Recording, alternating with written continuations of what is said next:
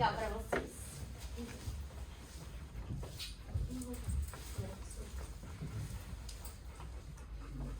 Oi pessoal, bom dia. Bom dia. Muito legal vocês todos aqui. Esperamos que vocês gostem desse tema. A gente quis, como a Mari falou, escolher um tema que fosse assim, interessante para todo mundo, né? Mesmo quem não tem cães, com certeza tem um amigo que tem, alguém da família que tem, ou passa pela rua e vê um cachorro com uma maia e quer, né, interagir com esse cachorro. Então por isso que a gente quis trazer de um jeito bem leve um conteúdo legal para vocês, tá bom? Bom, vou falar rapidinho sobre o nosso trabalho. A Mari é a proprietária do Quintal da Maia. O Quintal da Maia é um daycare para cães. Um daycare para cães é uma creche para cachorro, né? Como a gente tem, por exemplo, creche para crianças. Então é um lugar onde o cachorro ele vai passar o dia dele, vai ter a oportunidade de conhecer outros cães, de aprender uma série de coisas novas e de ser cachorro mesmo, de brincar, de mexer na terra, de brincar com água, então fazer todas essas coisas que a espécie gosta de fazer. Além do Quintal da Maia, o Quintal ele gerou uma outra frente que é os Segredos do Quintal. Os Segredos do Quintal é uma frente de consultoria, treinamento, palestras, que eu e a Mari a gente está desenvolvendo agora, então com esse intuito realmente de levar esse tema, levar conhecimento para além do Quintal da Maia, tá? Então por isso inclusive que a gente está aqui hoje.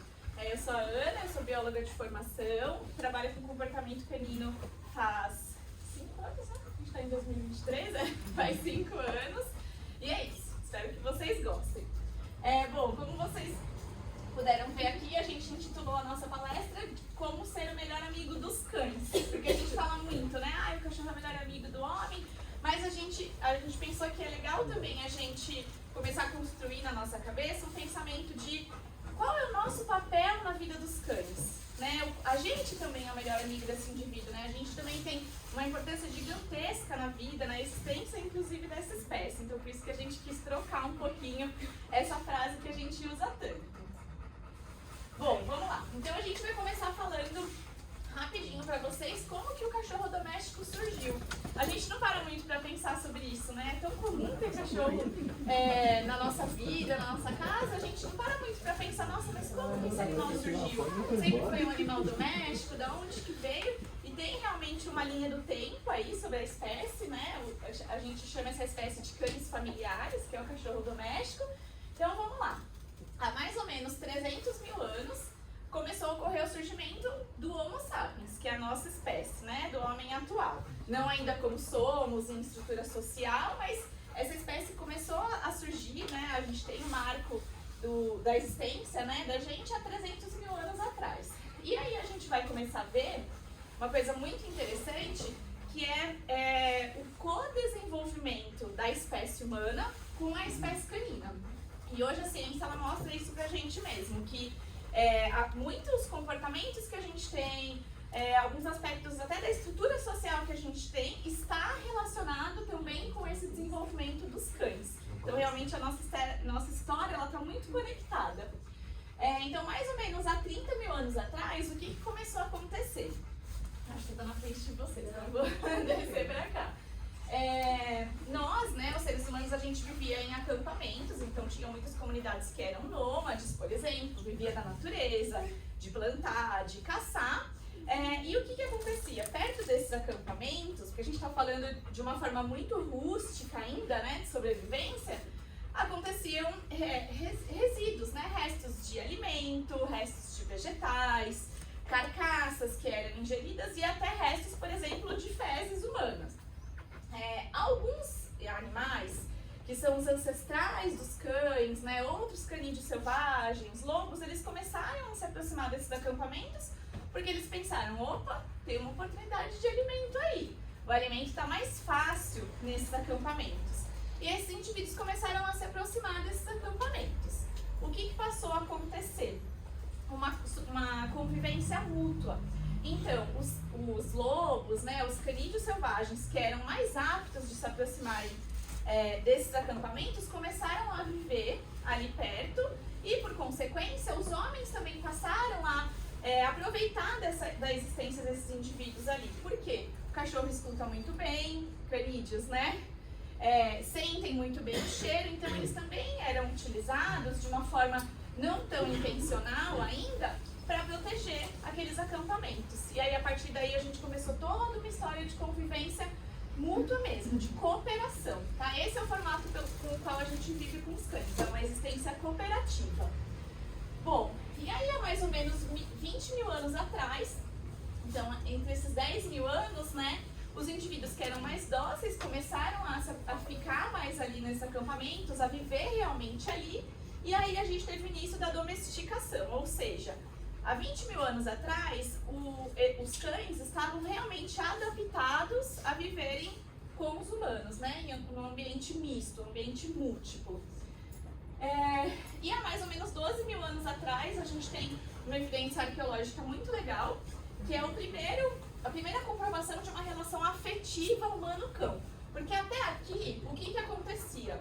O cachorro ele era usado de uma forma orgânica, não tão intencional, com um objetivo, né? Ele estava prestando praticamente um serviço ali para aquelas comunidades. E a gente tem uma evidência onde começou a existir realmente esse vínculo afetivo. Então, esse indício arqueológico, não me lembro exatamente a região, mas eles encontraram um corpo, né, um cadáver de humano, enterrado junto com um filhote de cão, numa posição assim, abraçado, e a gente sabe, por evidências de outras culturas, que esse tipo de despedida, né, que se fazia antigamente, nesse formato que foi encontrado, isso significa que aquela pessoa quis levar algo de muito valioso com ela para outra vida, né, considerando a crença daquela cultura. Então a gente tem essa primeira evidência. Bom, e aí há mais ou menos 500 anos atrás iniciou o processo de criação das raças, que a gente chama de seleção artificial.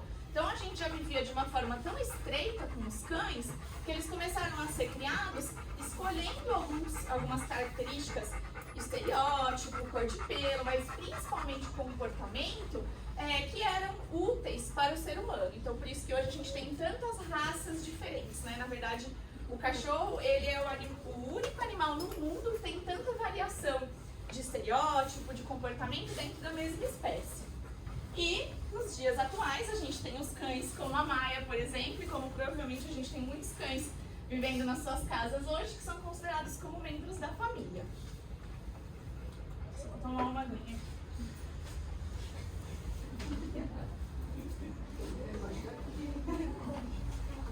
Eu disse vocês aproveitam da Maia.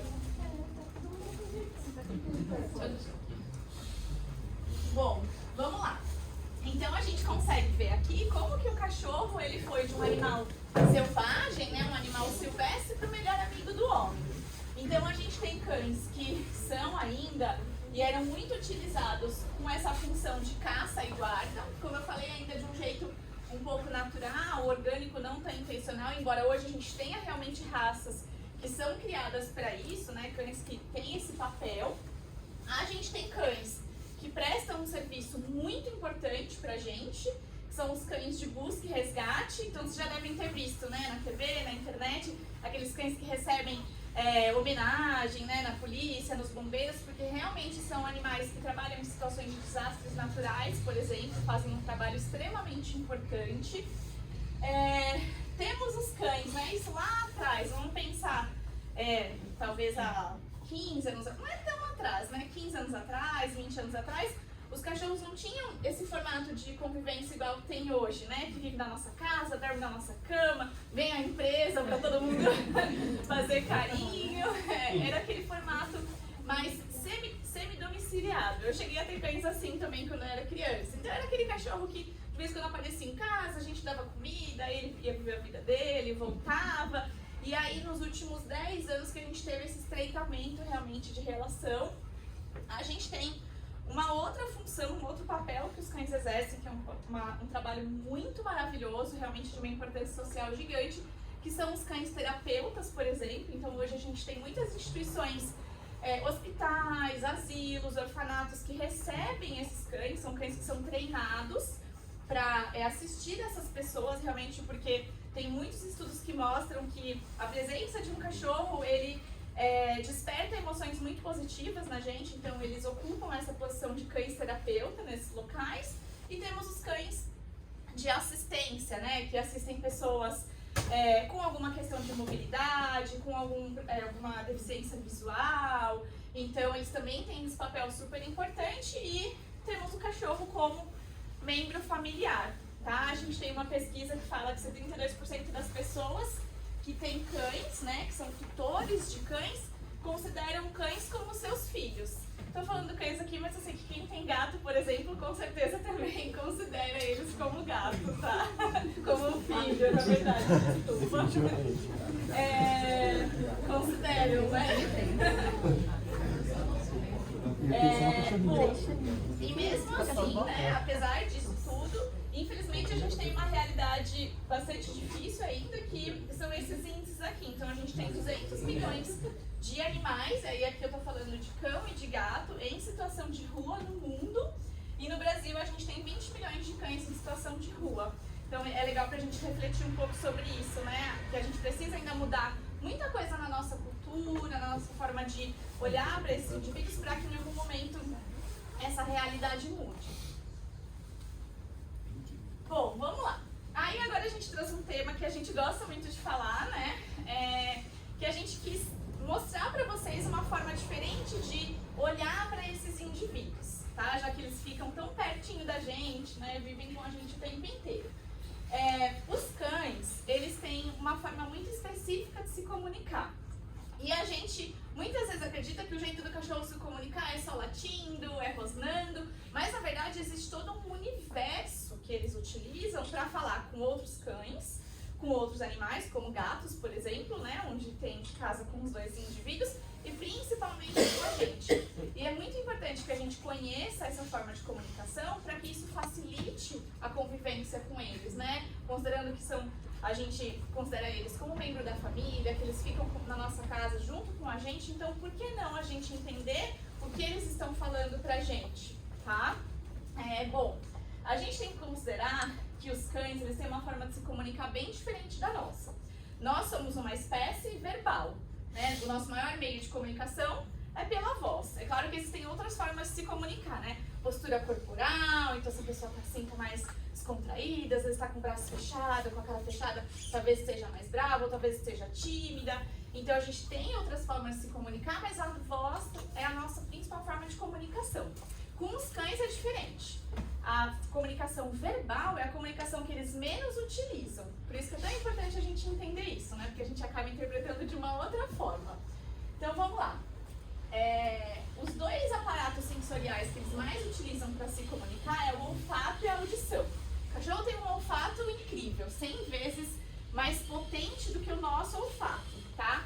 Por isso que eles gostam tanto de cheirar, né? Que a gente sai com eles na rua, eles cheiram o chão, encontram outro cachorro, cheira o bumbum, cheira tudo que tem oportunidade que pode cheirar, né? E o que é muito importante a gente falar aqui é que, por favor, deixem os seus cães cheirarem. Eles precisam cheirar. Porque quando a gente não deixa um cachorro cheirar, é como se a gente estivesse saindo na rua assim, com os olhos vendados.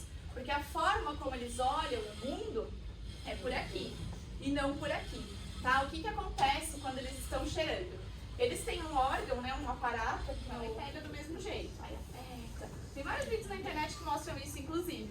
Mas chega uma hora que ele vai falar: cansei de avisar, eu preciso de outra forma de avisar vocês, e vai morder. Porque é a forma como eles usam para se defender, tá? Então é muito importante a gente olhar para esses cachorrinhos da mesma forma como a gente olha para os cães de porte grande, né? E respeitar essas necessidades ou esse espaço que eles mostram pra gente que é necessário ter pra eles, ok? E esse aqui?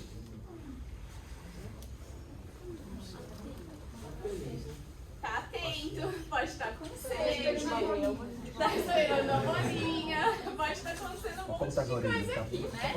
Mas me parece mais uma expressão positiva, né? A boquinha relaxada, a linguinha pra fora de um jeito que não é exagerado, né? Olha só, a boquinha aqui não é aquela boquinha intensa, parece mais uma emoção positiva, né? Um estado interno positivo.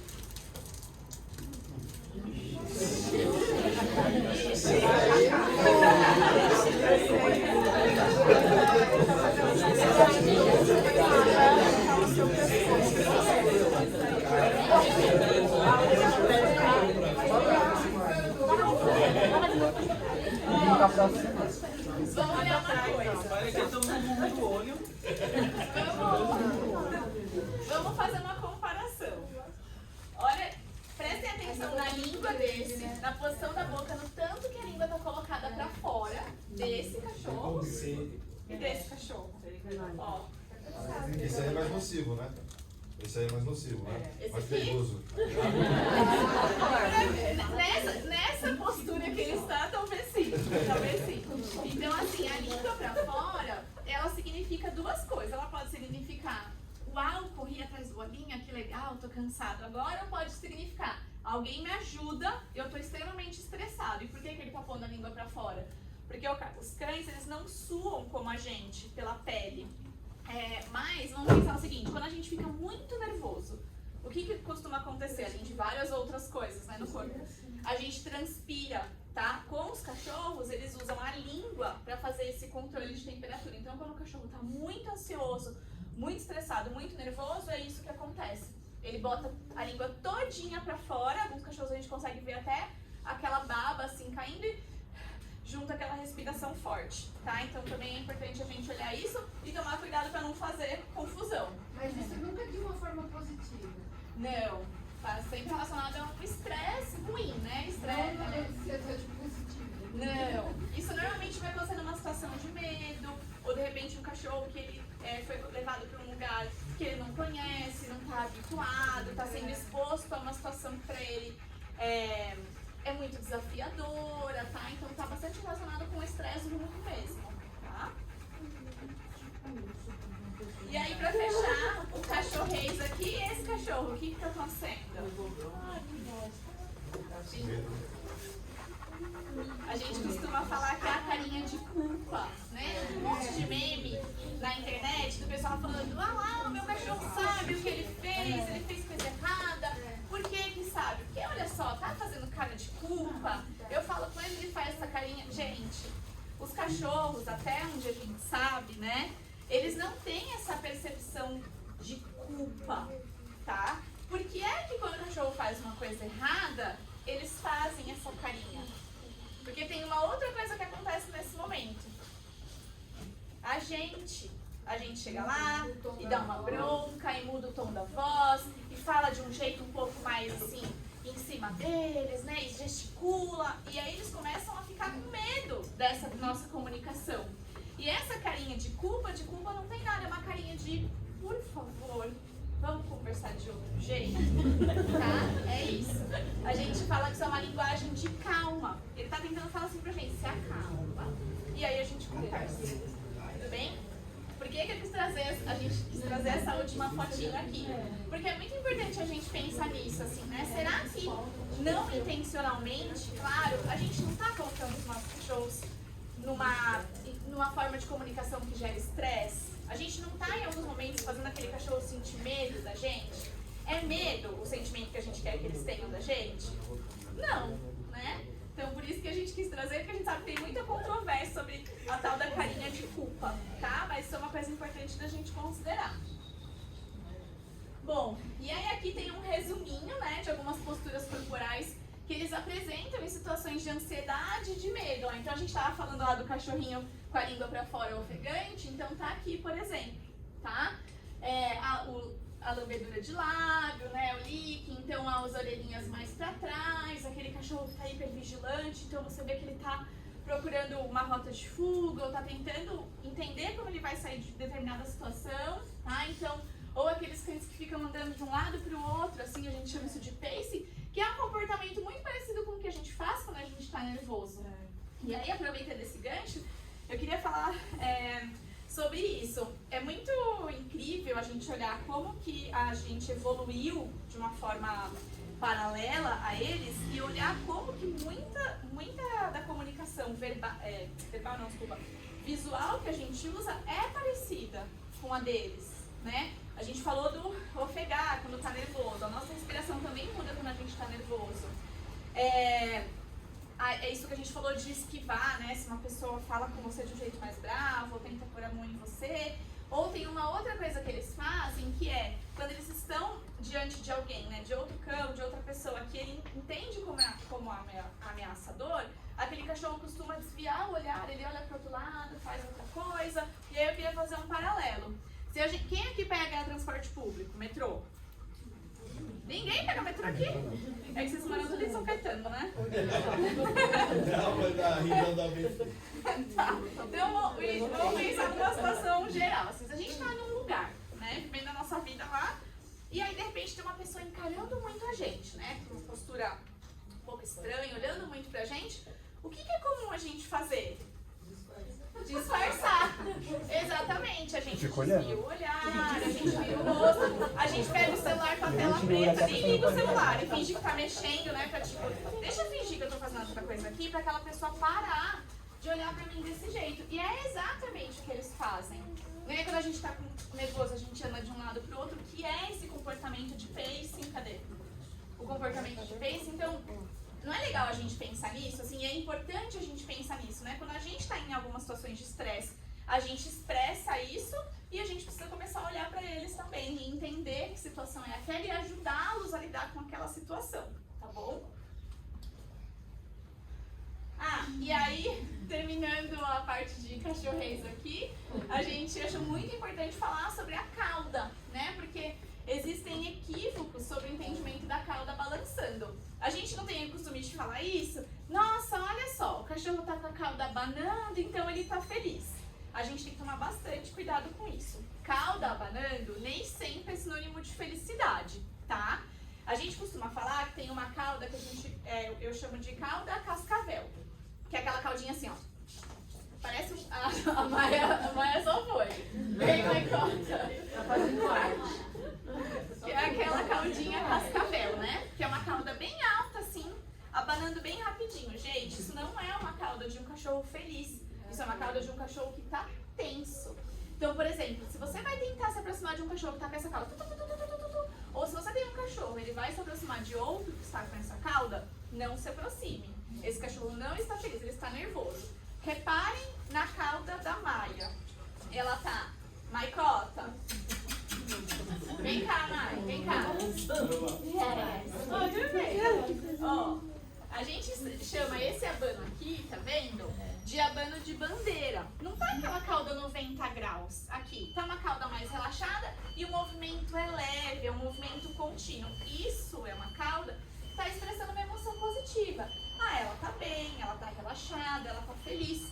Agora, se a Maia fosse um cachorro que tivesse muito medo de pessoas estranhas, essa cauda ou estaria para baixo, né? Ou ela poderia estar 90 graus, assim, bem erguida, dura, ou um movimento um pouquinho mais travado, tá? É muito comum em briga de cães, antes de acontecer a mordedura, o ataque, essa cauda tá aqui, ó. Bem alta, tá? Numa posição assim, se colocando um pouquinho aquela cauda mais tensa, mais dura, isso é uma posição de agressividade. Então a gente tem que tomar bastante cuidado com isso, porque essa história de a cauda banana é cachorro feliz, não é exatamente assim, tá bom? Bom, e aí a gente tá falando sobre, né, como se aproximar de um cachorro e etc. Então, vamos pensar um pouquinho sobre a forma que a gente aprendeu a se aproximar de cães. Normalmente, o que a gente faz, né? E a gente vê muito isso na internet, inclusive, de uma forma muito equivocada. Quando tem um cachorro e a gente quer falar com ele, o que a gente costuma fazer? Chega lá, se curva sobre o cachorro, fala, cachorrinho, me cheira. E dá a mãozinha pra ele cheirar, né? Ou fica olhando diretamente no olho dele. E essas três posturas, né, por incrível que pareça, apesar da gente aprender que esse é o certo, não são posturas amigáveis. Porque vamos pensar o seguinte, a gente não é maior que os cães, né, em tamanho físico mesmo, mais alto. Então imagina um indivíduo lá, pequenininho, não te conhece, de repente você tá lá, em cima dele. O que acontece nessa situação? A gente tira a possibilidade desse cachorro, se ele quiser, sair dessa situação. Então ele vai se sentir, ele pode se sentir mais ameaçado. Não é o caso da Maia, por exemplo, porque a Maia é uma cachorra extremamente sociável com humanos, né? Ela não tem medo, então é diferente. Ou, por exemplo, o cachorro não tá pronto pra você se aproximar dele. E aí a gente vai lá e põe a mão no rosto dele. Eu já vi pessoas serem mordidas nessa situação. E não é que, o cachorro é malvado, nossa, esse cachorro, é estressado, não é isso. Ele tava com medo. E a forma dele falar pra você, naquele momento que ele não tava pronto pra essa aproximação, foi essa, tá? Então, como que a gente pode se aproximar de um cachorro? Esse é o meu cachorro, o Luigi. Um senhor de 17 anos.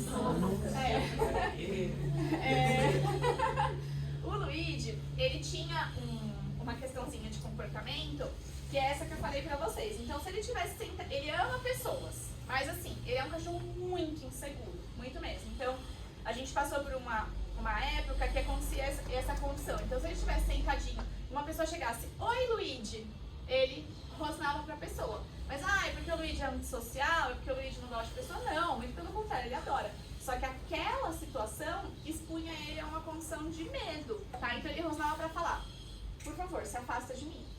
Eu tô com medo de você. É isso que ele tava falando, eu tenho medo de você. Não é porque é bravo. Então a gente usava essa bandaninha aqui escrito pergunte antes. E isso é muito importante. Quando vocês forem se aproximar de um cachorro que estiver com um tutor, pergunta pro tutor, eu posso me aproximar do seu cachorro? Se a pessoa fala, pode, como? Eu posso pôr a mão, né? Eu posso falar com ele, não posso? Então o Luigi, por exemplo, eu sempre falava, abaixa, porque essa é a forma mais correta do ponto de vista deles, né? De se aproximar. Então, se abaixa perto dele, deixa ele, se ele se sentir à vontade, vir, te cheirar, te conhecer, e beleza, pode fazer carinho, tá? Então, esse é o jeito correto, a gente se abaixar, não olhar diretamente no olho, porque o olhar frontal de indivíduos que não se conhecem, para mamíferos no geral, não é só para cachorro, é uma linguagem de ameaça, tá? Quando você já conhece o indivíduo, é diferente. Aí esse olhar se torna um olhar de afeto, de comunicação mesmo, né? O contato visual. Mas para indivíduos que não se conhecem, pode ser uma comunicação de ameaça, tá? Acabei me adiantando, já falei, então vou pular. E aí é muito importante a gente pensar nisso, né? Que uma boa comunicação é a chave para uma relação saudável. É assim com as nossas relações, né? Então por que a gente fala tanto disso na relação que temos um com o outro? Vamos pensar sobre isso na nossa relação com os cães também, né? Já que eles estão tão inseridos na nossa sociedade, na nossa vida. Bom, e aí já finalizando aqui, a gente trouxe um pouco essa reflexão, né? Pensar quem são os cães para nós, né? Na importância que esses indivíduos, essa espécie tem para nós mesmo. Então eles são suporte emocional, tem várias pesquisas que mostram pra gente que pessoas que têm, não só cães, tá? Gatos também, animais de estimação no geral, são pessoas que são mais felizes, que têm menos tendência a ter questões emocionais, tá? Então eles são hoje realmente uma forma de suporte emocional, né? De trazer emoções positivas, de trazer conforto pra gente, ok? São considerados membros da família, né? Como a gente já falou. É muito legal a gente pensar que ter um cachorro pode ser uma forma, mesmo que a gente não tenha essa consciência, de melhorar o nosso estilo de vida. Por quê? Se a gente tem um cachorrinho em casa, a gente não vai levar ele para passear, pelo menos deveria levar ele para passear. Então a gente está mais ativo, né, fisicamente, a gente vai sair ao ar livre, a gente vai conversar com outras pessoas, então a gente vai desenvolver habilidades sociais, responsabilidades. Se a gente pensar em criança, por exemplo, a gente já sabe hoje que crianças que crescem com cães e gatos são crianças que têm um desenvolvimento melhor do seu sistema imunológico, tem uma melhora no seu desenvolvimento motor e tem melhora na sua consciência de responsabilidade, de afeto. Então tem realmente muitos aspectos aí que melhoram a nossa vida quando a gente pensa em ter um animalzinho de estimação. E como a gente tinha falado, né, são animais de companhia e de assistência, pensando em cães que prestam serviços para pessoas com questões de mobilidade, né, com deficiência visual, entre outras coisas. E aí, a gente tem que pensar nisso aqui. Afinal, a nossa palestra está voltada em cima disso, né? O título é Como Ser o Melhor Amigo dos Cães. Então, quem nós somos para os cães? A gente tem que parar para pensar que os cães, e eu tô falando isso vou falar isso não de um jeito ruim e tudo mais, mas quando a gente gente coloca um cachorro ou um gatinho dentro da nossa casa, esse animal ele passa a viver numa condição cativa. Tá? O que é uma condição cativa? Ele não tem autonomia igual a gente, que todo dia a gente pega a chave, sai de casa, vai trabalhar, vai ver um amigo. Vocês concordam comigo? Tá, uma condição de cativeiro, né? Não um cativeiro, por exemplo, né, uma jaula, não é isso, mas é uma condição cativa, tá? Então a gente tem que olhar isso com muita responsabilidade e pensar que nós somos os únicos provedores de tudo o que o cachorro e o gato precisam, né? Então a gente é a fonte de abrigo para eles, e aí tanto abrigo físico como abrigo emocional, por isso que é tão importante a gente conhecer melhor a espécie, entender as necessidades, né, dessa espécie.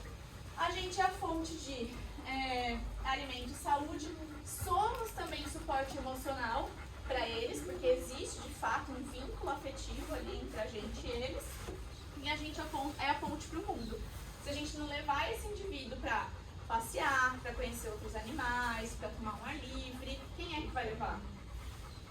Ninguém, né? Então é muito importante a gente considerar isso também. Bom, e aí para fechar, então vamos falar bem rapidinho de como a gente pode construir uma relação positiva com esses indivíduos. Só queria lembrar da ordem aqui. Uma relação positiva a gente vai construir considerando tudo isso que a gente falou. O que é que esse animal precisa para ser feliz, para ter conforto, né? Conforto físico, conforto emocional. Bom, ele precisa muito de passeio, né? A gente não fica, na época da pandemia, a gente não estava agoniado de ficar em casa. Nossa, todo mundo falava isso, né? Não vem mais ficar em casa. Por quê? Porque a gente estava ali o tempo todo no mesmo ambiente, com as mesmas pessoas, sem outros estímulos. E é a condição que o cachorro vive se a gente não tira ele de casa, né? Então é muito importante, nem que seja assim, 20 minutinhos por dia. Vamos levar o nosso cachorro para dar uma voltinha. Eles ficam tão felizes, né, quando eles fazem isso. A gente tem uma prática, eu vou falar bem rapidinho, porque isso seria tema para uma outra palestra, mas a gente tem uma prática que chama enriquecimento ambiental, que são atividades que a gente proporciona para o animal dentro da nossa casa, e para gato dá para fazer 1 milhão de coisas também. Que são atividades que possibilitam que aquele animal seja aquele animal, seja gato, seja cachorro. Então expresse comportamentos naturais daquela espécie, brinque, procure comida, fareje, e se mantenha ocupado dentro de casa. Porque também, mesmo que ele faça um passeio, imagina, um dia tem 24 horas. Se ele passear por meia hora, ele tem 23 horas e meia para ficar dentro de casa. Deve ter muita gente que fica lá o dia inteiro, né, sem outras coisas para fazer. Assistindo televisão. Então, a gente tem hoje essas práticas. Depois, se vocês tiverem curiosidade, pode mandar uma mensagem pra mim e pra Mari, ou dar uma pesquisadinha no Google, tem bastante coisa legal sobre isso, tá? E é super fácil de fazer em casa. E aí a gente tem que pensar em tudo isso que a gente falou até agora, né? Quando a gente pensa em como construir uma relação positiva para esse indivíduo. Então, oferecer liberdade e oportunidade, em que sentido? Respeitar esse indivíduo, né? Se ele quer ou não ser pego no colo, se ele quer ou não ser tocado, se naquele momento ele quer dormir, então deixar ele descansar, permitir que ele seja cachorro, né? Ou que ele seja gato. Então, quando sair com ele, deixa ele brincar na terra, deixa ele farejar, deixa ele ser cachorro de verdade mesmo. E também prover equilíbrio emocional, que está muito relacionado com o que a gente estava falando de comunicação, né? Então, tomar cuidado para ver se a gente não dá bronca demais, se a gente não briga demais, mesmo que a gente não tenha a intenção, assim, de estressar aquele indivíduo, né? Sem querer, a gente acaba, às vezes, dando bronca, mas tomar cuidado para ver se isso não está expondo aquele animal a um contexto emocional que não seja tão positivo, tá? Bom, e aí, falando em positivo, né, a gente vai falar um pouquinho sobre o que é ser positivo. Lá no Quintal da Maia, que é o daycare da Mari, né, a gente fala que nós somos um daycare de metodologia positiva. O que significa isso? Vamos pensar um pouquinho na transformação que teve na última década, provavelmente, ou um pouquinho mais, na forma como a gente educa crianças. Quem aqui já ouviu falar que agora a gente usa uma forma de comunicação, de educação, que a gente chama de educação positiva para crianças? Já ouviram falar sobre isso? Tá. Muito da educação canina, da forma como a gente trabalha o comportamento dos cães, é embasado na forma como a gente educa crianças, tá? Então são ciências muito próximas. Então vamos pensar antigamente, bem antigamente, né? Eu vou falar agora. O que normalmente, como que era a forma da gente educar a criança? Castigo, palmada, sei lá, mas várias coisas que aconteciam, certo? Bom, e hoje em dia não teve uma mudança um pouco nessa forma, né? Então a gente tenta dialogar mais com aquela criança, entender, por exemplo, a birra, né? A birra é uma forma da criança, a criança está frustrada quando ela faz birra, ela não sabe lidar com aquela situação, é uma criança ainda está se desenvolvendo, é um neném que está desenvolvendo o sistema emocional dele, a percepção dele do mundo. Então a birra, por exemplo, é uma forma da criança falar, nossa, não sei lidar com isso, estou frustrada, né? E hoje a gente tem formas de lidar com essa situação, de conversar, de ensinar aquela criança a lidar com o ambiente que ela está inserido. E principalmente a lidar com as emoções dela, tá? E se a gente for pensar em cães, antigamente, bem lá atrás, o que era muito comum a gente fazer com o cachorro, né, para educar? Bem parecido, né? Castigo, brigava, dava palmada, jornal enrolado, enfim, um monte de coisas, né? E o que é importante a gente pensar é que, assim, nossa, a gente não tem que se, por exemplo, culpar ou culpar os nossos pais se os cães têm sido criados dessa forma. Antigamente era a forma como a gente entendia que deveria ser, né, a educação de criança ou de cães. Hoje a gente já sabe que não é assim.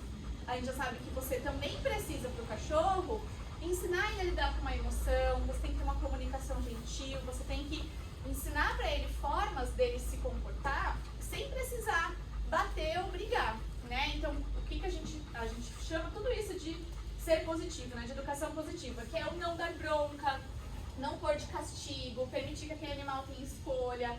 Por exemplo, toda vez que ele fizer um comportamento correto, você mostrar pra ele que tá correto. Como assim mostrar? Você pode ir lá e premiar ele. Por isso que eu tô com essa petisca. Isso aqui é uma petisqueira, ó. Tem petisco aqui. Porque a nossa ideia era chamar a Maia aqui, que eu nem vou chamar porque ela tá muito mais feliz ali, e mostrar uns truques pra vocês.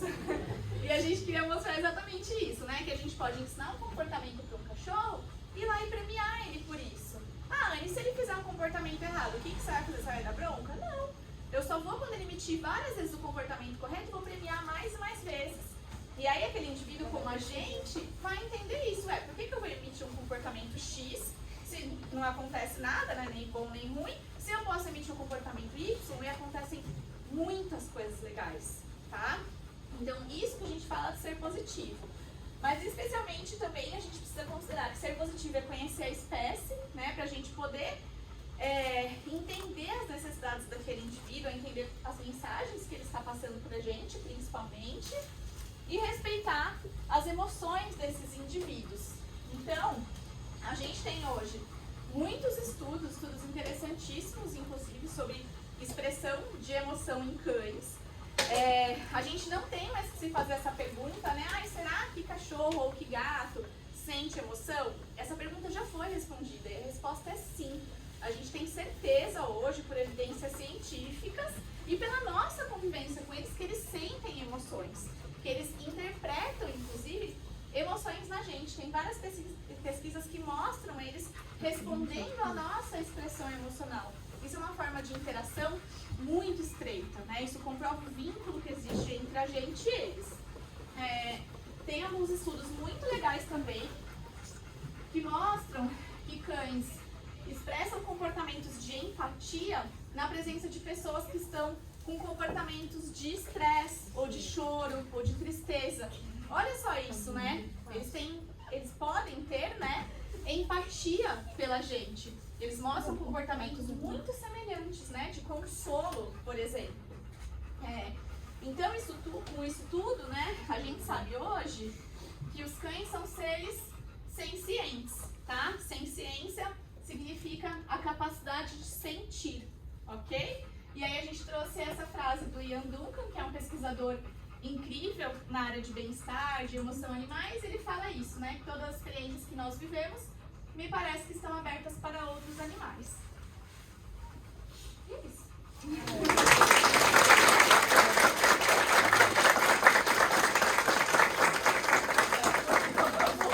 Agora você veio, né?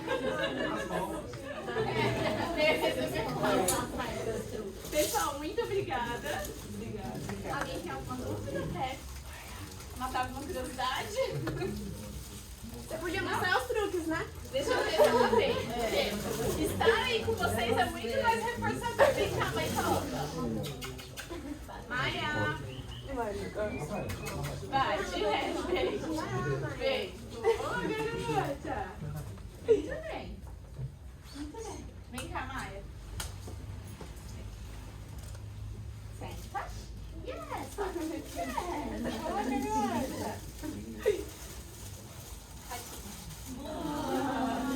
Muito bem. Gira, Maia. Boa. Muito bem.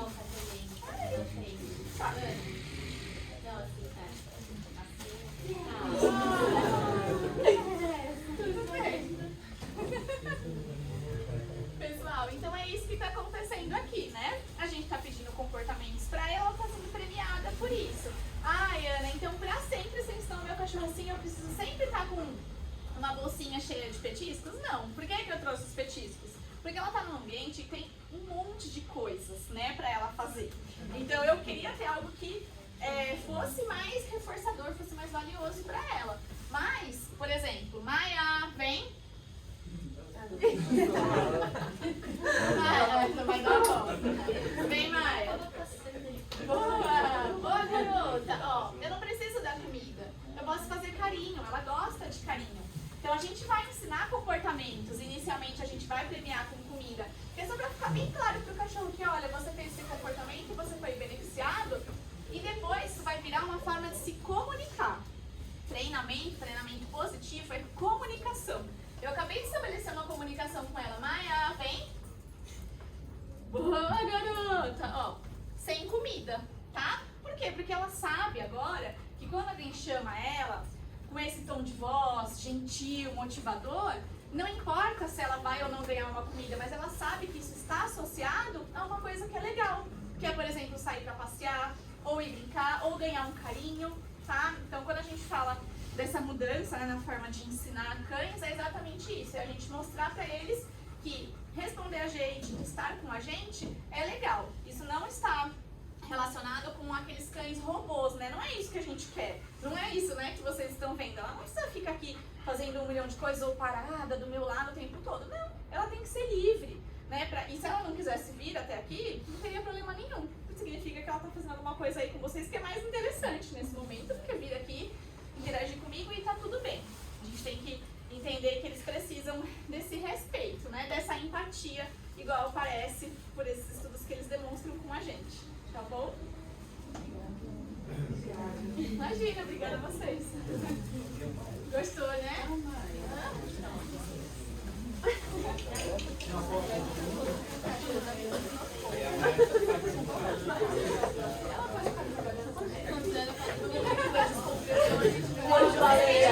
Mais de um dia, pet.